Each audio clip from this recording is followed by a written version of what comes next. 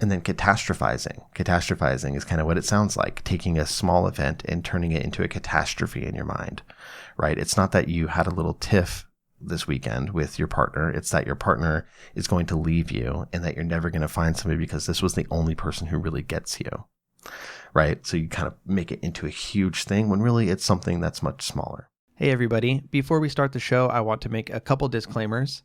This show does cover a wide variety of topics related to mental health and life in general, and some of those could be sensitive for you. I want to simultaneously encourage you to be brave in consuming difficult content, but also respect and recognize your limitations. So please use your best judgment. I will never be offended if you need to skip a question or an episode entirely, but feel free to feel it out, check out the episode, and just see what happens. If you need to skip, that's okay, but feel free to give it a shot first. I also need to say that while I am a psychologist, I'm not your psychologist and I'm not your therapist. This is not intended to be direct medical advice, and you should not use this as a substitute for professional help.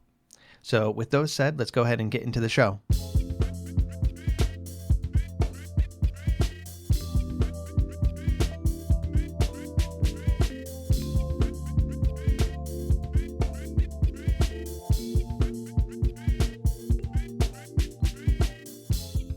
All right. Hello, friends of all varieties. This is the Hardcore Self-Help Podcast, episode 373. I'm your host, Dr. Robert Duff, aka Duff the Psych. I make mental health content for real people just like you. And today I have essentially a deep dive on a single topic prompted by a really good question that I got. If you would like to send me in a topic idea or a question for a future episode of the show, please send me an email to duffthepsych@gmail.com or use the contact form on my website, duffthepsych.com. I've had a couple of you reach out recently about resources that were on the website that you can't quite find now. And yes, I'm aware of that. After the website apocalypse that happened, certain things have fallen through the cracks, and I'm trying to get all those back up and running. So if there are certain things that you can't find on the website, let me know and I can give them to you directly, just by email. And in the meantime, please rest assured that it's on my list. I am trying to get to it. My days have been flying by for some reason. Like I feel like I, wake up and I blink and suddenly it's 11 p.m. So yeah, I've been really busy with things, and that's not to say that this is less of a priority or anything like that, but I, am forced to prioritize my time a little bit more toward clinical work and things of that sort. And so, yeah, it's on the list. I have it right here. It is physically a little index card. You hear that? And it says on there to do exactly that, to put some of those resources back up on the website. So thank you for your patience. I also wanted to say, if you listened last week, you heard me talk about my plan for my birthday get together with the trivia. And I wanted to let you all know that it went very, very well. And I would highly suggest that you do this with your friends or family. We basically paired up one person to another, and you got to tell your partner what it is that you wanted to be quizzed on. And they were awesome. It was so fun. We basically went around in a circle. We each asked our person one question at a time, led to lots of side discussions and additional fun facts and stuff like that. And if you are of the nerdy variety, it is a really good time. So we'll definitely do that again in the future. But yeah, why don't we go ahead and get into it? I'm going to read through the question that sort of prompted this episode, and then we'll get into the content proper. So question reads, I'm a huge fan of your podcast. It has helped me get through many of the ups and downs of life. I hope you can cover this on an episode of your podcast. Thank you again for all that you do. I recently have developed really bad anxiety and have been overthinking a lot of different aspects of my life and a new relationship that I'm starting. When I start overthinking, I get anxious and start spiraling into overthinking my anxiety, and it compounds. I was wondering if you had any tips on working through overthinking and anxiety attacks from it. So thank you very much. Great question. I really appreciate it. And I'm glad to see this one come in because, it's somewhat general in nature. You're talking about overthinking and anxiety, which are broad topics. But this is also something that so many people struggle with. I feel like the Google search for, how to stop overthinking is probably very, very, very popular. Whether you have a diagnosable anxiety disorder or just run-of-the-mill overthinking, it's a common experience and it's no fun. So thank you for the question. I'm going to dive into a bunch of practical tips for you and anybody else that's listening who is also struggling with overthinking. I am personally no stranger to this. My anxiety can sometimes manifest physically, And those are situations where there's usually some sort of event, right? Like if I'm about to give a speech, or, in the past when I was going to, say, a school dance or something where I felt like there was some sort of pressure there, that's when I get the physical stuff. And then aside from that, it's the overthinking and just the like relentless, rapid machine gun thoughts that happen in my brain. Much better now that I've worked on it a lot, so it's not as much of an issue. I can't remember the last time it was really, really, really difficult for me, but I have been there. So these tips are based off of my own personal and clinical experience. So to the person asking the question, one thing to point out is that you're already doing a really good job noticing the issue here. I mentioned this a lot on the show, but self-awareness is the first part of making changes for yourself, just noticing what's going on. So the fact that you're doing that you're aware of the impact that your overthinking is having on your life, that's great. Not great that you're having it, but you're one step along the way. I have a bunch of practical tips here, so I'm kind of just going to rifle through them one by one. You pick and choose, right? You pick anything that's going to work for you. Let anything go that's not necessarily going to fit the bill for you. It's going to be different for everybody. So let's just jump into it. The first thing that I'm going to suggest is actually another recommendation from my wife. She has been making proxy appearances on the show recently. Last time I talked about her spending tip, and today I wanted to suggest an app that she's using. Now, this is not a endorsement. It's not sponsored or anything like that, though if they're listening, hook it up. And I haven't used this app much myself, except for just playing around on it. But my wife has been finding great use of it recently, and I've also had patients recommend it. And it's an app called Clarity. There are a couple apps called Clarity on the App Store, but if you just search it, you'll be able to tell which one. It says like Clarity CBT, something rather, it's very clearly a mental health app. But it's a really cool app. My wife in particular, she's very much into trying to find good tools to use, whether it's a, app for to-do lists or calendaring or editing photos, what have you. So she's definitely done her due diligence in looking through different apps. And this is one that I've seen her stick with the longest and get the most out of. So it has a lot of features. It has like little courses, like little micro-learning courses. It also has a lot of journaling tools, teaches you coping strategies. And then one unique feature is that there are these little AI journaling tools. So with these AI tools, if you've ever talked to a chatbot like ChatGPT, it's similar to that, but they're specifically focused. So you have these little icons and you pick which situation applies to you, and you open it up and it creates a chat with an AI so that you can use it as a prompt to journal, but in a more conversational and guided sort of way. So for people that kind of like never really know what to write about or don't know where to start, this is a great tool for that. So, this is one example, right? Whether it's Clarity or some other app, one thing that I would definitely suggest when it comes to overthinking and just the daily struggle with anxiety is trying to use some active digital strategy in addition to the other tips that I have for you. And this is good for a variety of reasons. One, because the content is great and there's a lot of tools that you can use, but also our phones kind of can be a black hole when it comes to anxiety, right? Social media can be a source of social comparison, which can be difficult. It can also be our primary access to the news and how the world is going to hell in a handbasket. And that's not happy to always invite into your life at every single moment. And so integrating more positive things on your phone and in your digital space can be a way to balance that out a little bit. Now, aside from digital products, simply writing things down is an amazing tool. We talk about journaling a lot on the podcast, pretty frequently because it's personally one of my favorite tools. But, how should you use it? How should you journal? And specifically for overthinking, how can you use this tool? There's a few ways. One strategy that I hear a lot of people talk about in theory, but rarely see people actually practicing it, is the act of setting aside time for worry. And in some cases, even scheduling it, right? Scheduling your worry time. And I know that may sound funny. It might sound a little bit counterproductive to give yourself a prompt to, okay, we're going to worry now. But it actually helps. And the main reason for that is we tend to try to suppress our thoughts. When we feel things that we think we shouldn't, and I'm using air quotes here, right? We shouldn't feel, we try to force those things out of our mind. But that doesn't really work, right? When we try to suppress our emotions, when we try to push our thoughts away, They just tend to get bigger and more intrusive. If you've ever had a crush on somebody, right? And you're like, okay, I just gotta not think about them. Bullshit. It's going to make you think about them even more, right? If there's a snack in your house that you want and you're really, really jonesing for it, and you say, I'm just not going to think about it. No, right? It's going to intrude. It's going to get in there. And that's just not how we work as people. I think from a neuropsychological perspective, our brains really, really want to solve problems. And if there's something that we are currently overthinking, our brain is going to want to figure that out. Whatever the sort of what if scenario is, our brains want to try to solve it.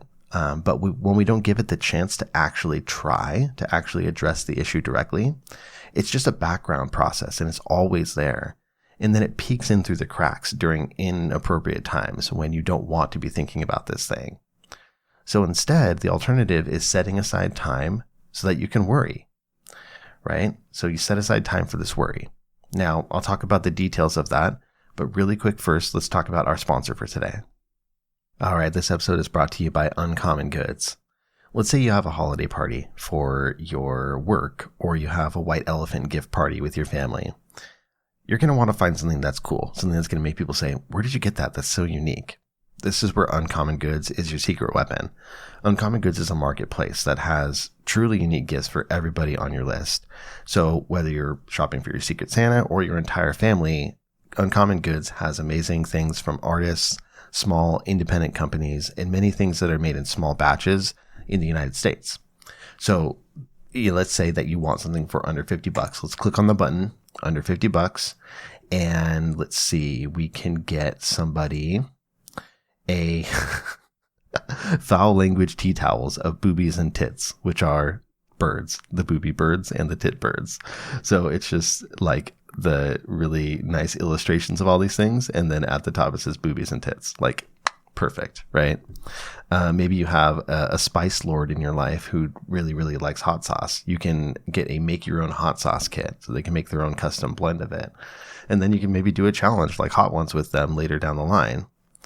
There's so much stuff here. A traditional Mexican hot chocolate making set, a Advent embroidery calendar, customizable shortbread cookies, a gummy bear nightlight, literally everything you could want, and some really unique stuff. Again, if you're having that party and you want people to be like, where the heck did you get that?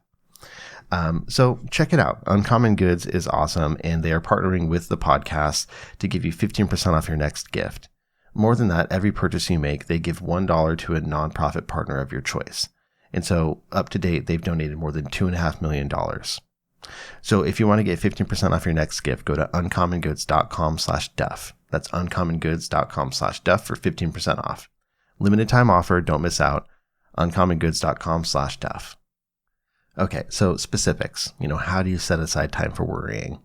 Let's say that, you're overthinking something. Carve out 10 minutes, 20 minutes, 30 minutes, however long you need in whatever you can fit into your schedule. And then just start writing. Pull out a piece of paper, pull out your iPad, pull out a notebook, and ask yourself some prompts like, how am I feeling? What's getting to me right now? What's on my mind?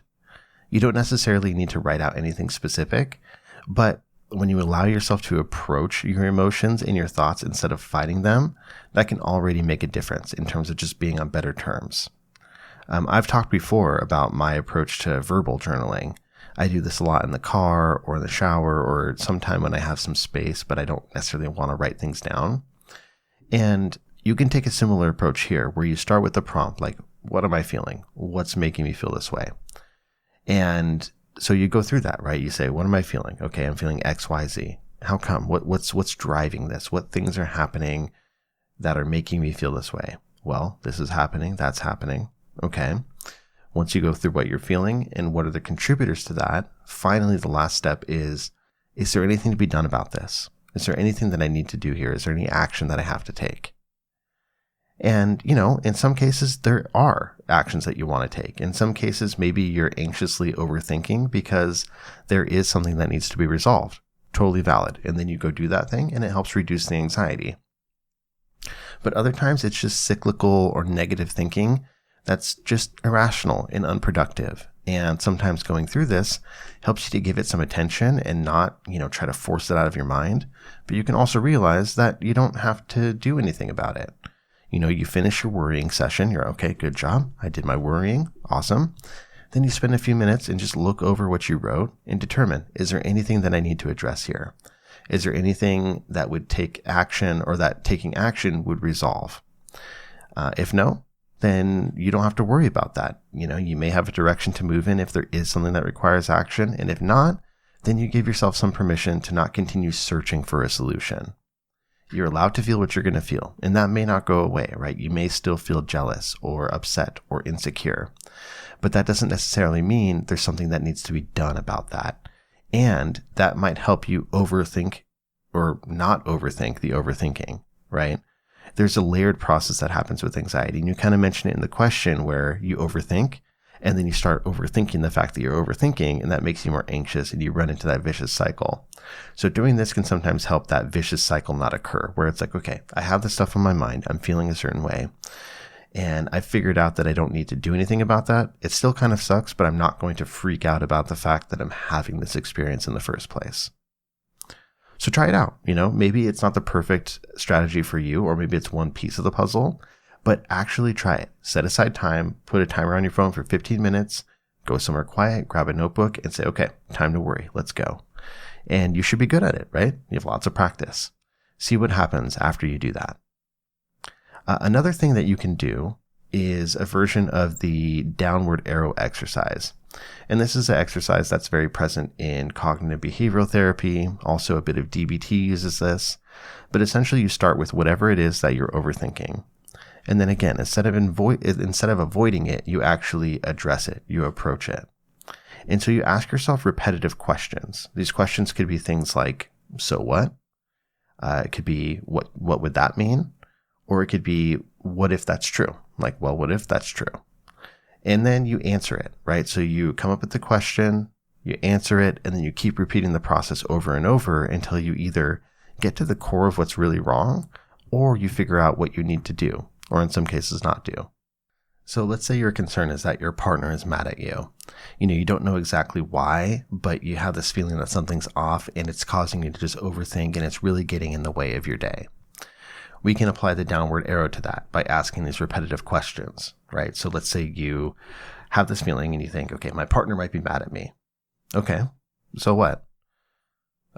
So they might be getting more upset at me because I haven't fixed anything yet and it's just simmering. Okay, well, what would that mean? Well, that would mean that I haven't communicated well enough to know how to resolve the situation, that we haven't hashed it out. Okay, well, what if that's true?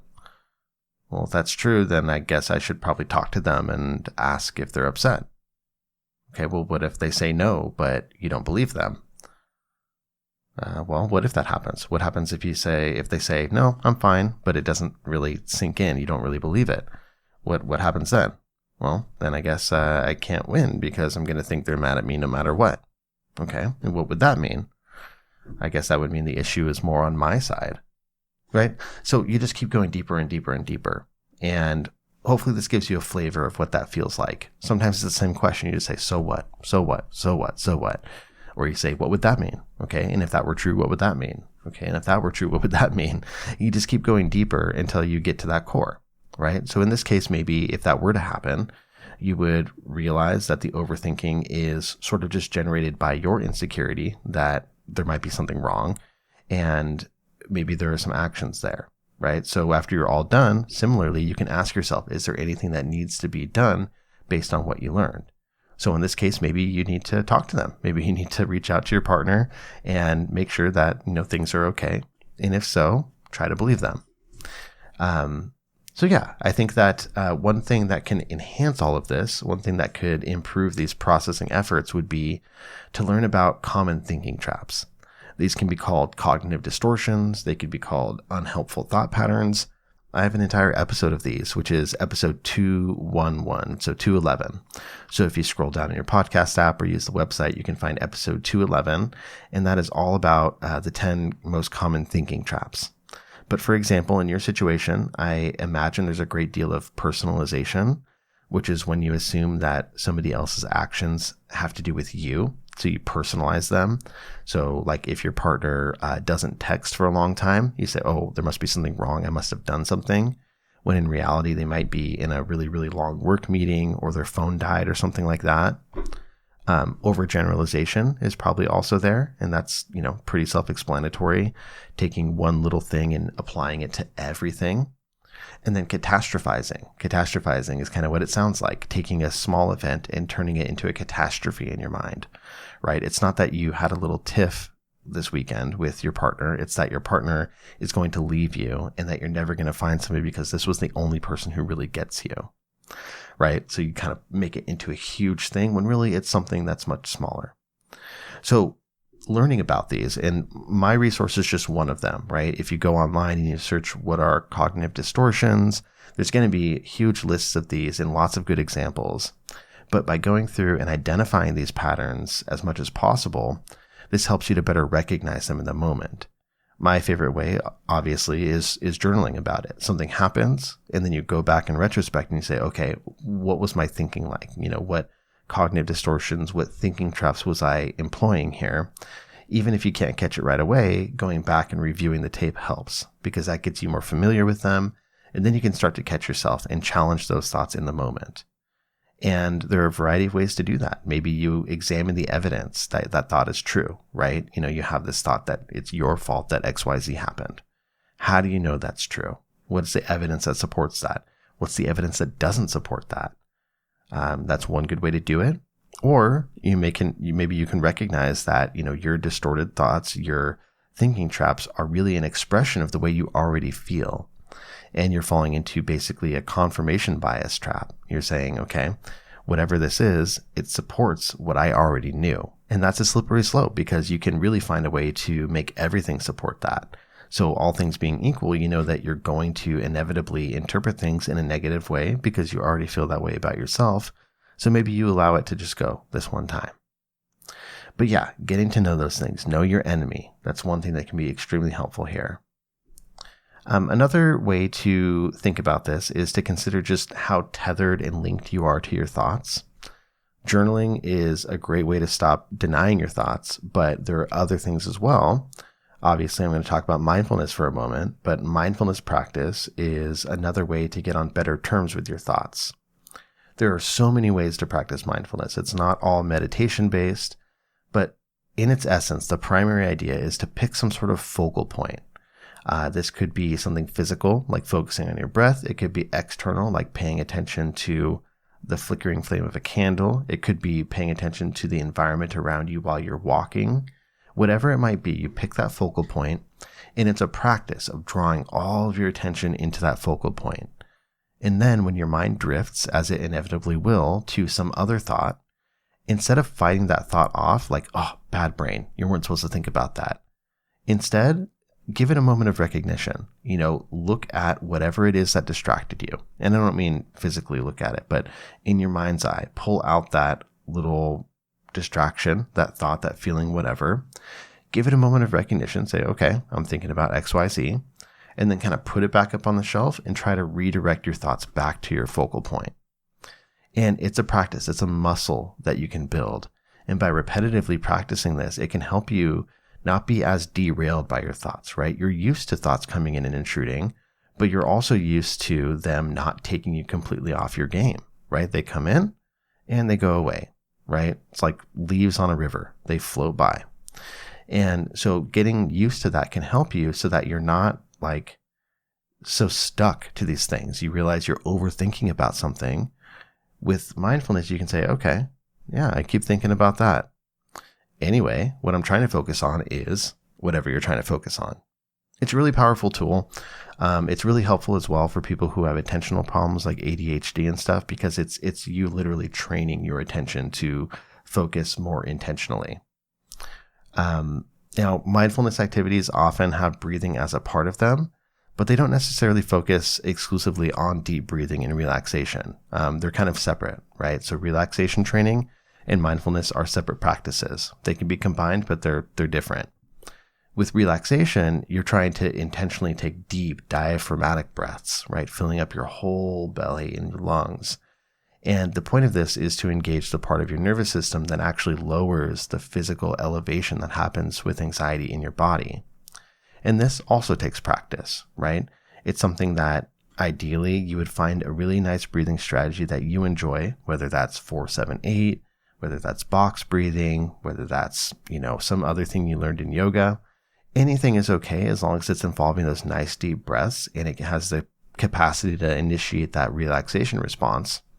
And then you practice it, right? Not when you're out and about and you're having a hard time already, but when you're at home and when you're in a place where you feel relatively safe, you practice those breathing exercises repetitively so your body learns what it feels like. It learns how to engage the relaxation response at a moment's notice. And so when you're catching yourself spinning out of control, this is where you would apply that, right? You have a well-practiced breathing strategy. You realize that you're overthinking. You overthink the fact that you're overthinking. You're scared that you're anxious, and suddenly you're at like a 7, 8, 9, 10 anxiety level. This is where you employ that skill, right? You go, okay, holy crap, hold on. Okay, what was that breathing strategy? Okay, 4-7-8, let's do that. 4-7, and you work through it. And then within a couple minutes, maybe you're down to a 7, maybe you're down to a 6, maybe a 5. And then suddenly you're able to gather a bit more control over your thoughts. You have more frontal lobe activity happening in your brain. And that's giving you the power to direct your thoughts more intentionally. And so you can carry on with your day instead of having a complete breakdown about it. So both of those things together, very, very powerful. Now, in addition to working on your anxious thoughts themselves, I also strongly suspect that you probably beat yourself up a lot, right? You probably tend to beat yourself up about the fact that you have these anxious thoughts in the first place and that you tend to overthink. So I would advise you to try to be kind to yourself. It's okay that you're struggling with this. Many, many, many, many people do. And if you recognize that there's really nothing to be done about whatever it is that you're overthinking and stressing about, maybe you can shift your focus and your efforts towards simply trying to soothe yourself and practice some self-compassion, right? Instead of how can I solve this problem, maybe the question is what can you do to take good care of yourself while these thoughts and feelings are there? And it's okay that they're upsetting you. And since you're upset, you deserve to take care of yourself. So what can you do to self-soothe? How can you be compassionate toward yourself? Also, staying active, right? Staying active and having less room for rumination is also a valid strategy. You're not going to outrun your anxiety. You're not going to, distract yourself so much that it's not an issue. But if you've ever been in a situation where, you're problematically overthinking something, and you also don't have anything else competing for your attention, that can feel a whole lot worse than if you're busy and engaged and doing things where you feel present and also struggling with some overthinking, right? The thinking's going to be there either way, but you giving it just an open playing field can be much worse. So, maybe it's good to have some things that you're engaged in. During times when I've had overthinking, I've definitely leaned into this. If I have a plan, if I have things to do, if I have distractions, if I have things that I enjoy as well, that's going to help me endure it a whole lot better and make it less of an issue. Of course, it can also be very helpful to get some outside perspective, whether it's friends or loved ones or a therapist. You can get a more objective outside look at your situation and some reassurance that you don't necessarily need to act upon your anxious thoughts. And in therapy, even more than that, you can dive deeper into some of the core issues that are driving the overthinking, right? If it's an issue of feeling unworthy at your core, that probably came from somewhere, right? That probably has something to do with your upbringing or early experiences or traumas that you've been through. And it can be very helpful to have somebody guide you through processing that. And in the end, I would say, please try to keep the big picture in mind. All of our individual problems are important and they feel like our whole world at that moment. But most of the things we're upset about don't stick around and impact us forever. If you think about something last year that you were really upset about, there's a good chance that it's not quite as intense now. You have one life to live, and none of these things are the end of the world. You can be curious, you can be experimental, you can try some things out, and if things don't work, whether it's the relationship or the strategy that you're trying, that's okay. You're not hopeless. You're in this with a lot of other people, and it's okay to be focused on the journey as well as just the outcome. So I really appreciate the question. Hopefully these thoughts were helpful to you. These are just some quick tips and things that you can try out for overthinking. Just to review, we talked about, apps and other digital ways that you can integrate more positivity, more reflection, and things of that sort. We talked about journaling. So whether that is looking at thinking traps and keeping track of those, whether that's setting aside time to worry intentionally, whether it is, thinking about what you may or may not need to take action upon when you finish those things. All of that is wonderful. We talked about mindfulness. We talked about deep breathing exercises. We talked about getting more help from other people and getting some outside perspective. And we talked about self-soothing. We talked about being compassionate to yourself. So try some of those things out. If any of them work for you, feel free to let me know. And of course, always engage on social media, Facebook, Instagram. If you have tips that I didn't share that you want other people to know about, please share them there as well. But for now, we're done with this episode, everybody. This has been episode 373 of the Hardcore Self-Help Podcast. If you want the show notes, go to duffthepsych.com/episode 373. And if you want to send me a question for a future episode, send me an email to duffthepsych@gmail.com. Take care of yourselves, and I'll see you for the next one. Bye.